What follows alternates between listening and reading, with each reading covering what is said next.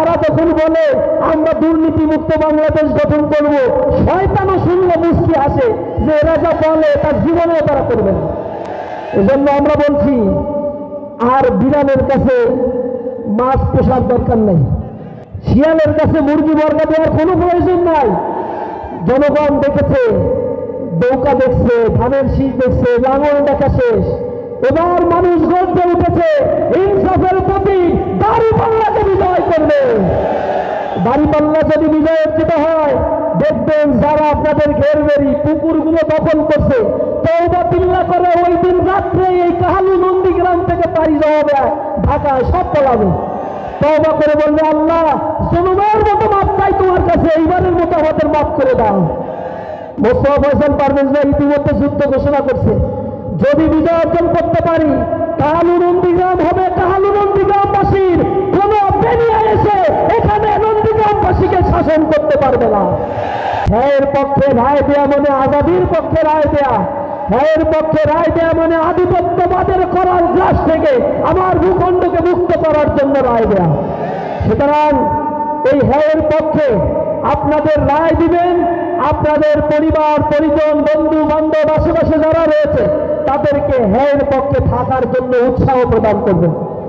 আমরা লজ্জিত, একটা বড় রাজনৈতিক দল যারা এই বিপ্লবের বেনিফিশিয়ারি, সেই রাজনৈতিক দল ন্যায়ের পক্ষে ক্যাম্পেইন করছে। গণ প্রতিরোধের মুখে পড়ে তার প্রধান নেতা বলছে না আমরা হ্যাঁর পক্ষে, আবার রুট লেভেলে তার কর্মীরা বলে না ন্যায়ের পক্ষে সিল দিতে হবে। স্পষ্ট মুনাফিকি, এরা একটা মুনাফিকের দলে পরিণত হয়েছে। তারা কথা দিয়ে কথা রাখে না, এটা তাদের স্বভাব চরিত্র।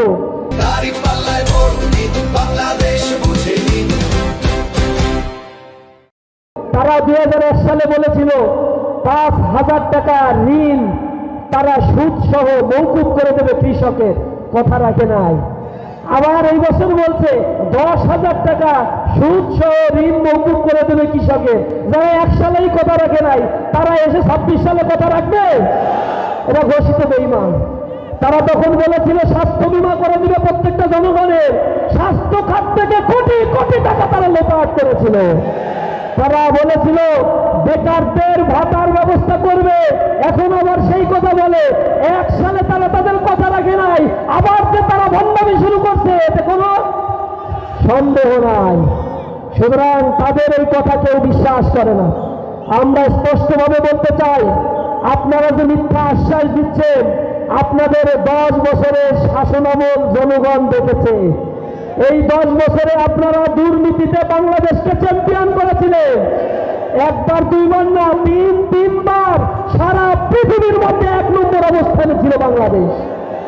সেই সময়ে জামাত ইসলামীর 2 জন মন্ত্রী ছিল, 3টা মন্ত্রণালয় তারা দেখাশোনা করেছিল। এখন এসে তারা বলে যে তাহলে আপনারা কেন পদত্যাগ করেন নাই? 2টা মন্ত্রণালয় তো আপনাদের ছিল, পদত্যাগ করেন নাই কেন? জামাত ইসলামের আমির বলছে অন্তত এই 2টা মন্ত্রণালয়কে হেফাজত করছি তোমাদের শকুনের দৃষ্টি থেকে। প্রথমে কৃষি মন্ত্রণালয় দিছিল কৃষকের অধিকার, ন্যায্য মূল্যে সার, কৃষকের অধিকার যা ফিরিয়ে পাওয়ার জন্য মধ্যস্বত্বভোগিতা দূর করে দিয়ে কৃষক যাতে তার ফসলের ন্যায্য মূল্য পায়, এর সকল বন্দোবস্ত সিন্ডিকেট ব্যবস্থা যখন জামাত ইসলামীর আলী হাসান মোহাম্মদ মুজাহিদ আর আমাদের নিজামী হুজুর যখন এই মন্ত্রণালয়গুলো পরিচালনা করেছিলেন, তারা সুষ্ঠুভাবে পরিচালনা করার মধ্য দিয়ে দুর্নীতিমুক্ত এই মন্ত্রণালয়গুলো জাতির সামনে তারা উপহার দিয়েছিলেন। এখন তারা ওই 3টা মন্ত্রণালয় থেকে তো কিছু খাইতে পারে নাই, বাকিগুলো লোপাট করেই বিশ্বের দরবারে 1 নম্বর হয়েছে। আর বাকি এই 3টাও যদি তাদের হাতে থাকতো তাহলে তো দুর্নীতির বড়রা পুত্র হয়ে যেত প্লাস ক্যাটাগরি। এরপরেও তাদের খায়েশ মেটে না। তারা পরীক্ষিতভাবে হাওয়া ভবন তৈরি করেছিল, হাওয়া ভবন থেকে কোটি কোটি টাকা বিদেশে পাচার করেছিল। খাম্বার ব্যবসা করতে গিয়ে কত কোটি টাকা লুপাট করেছিল জাতি জানে না? ওয়ারিদ টেলিকমের দুর্নীতি ঘুষের কথা জাতি ভুলে নাই, নাইকো দুর্নীতির কথা জাতি ভুলে নাই।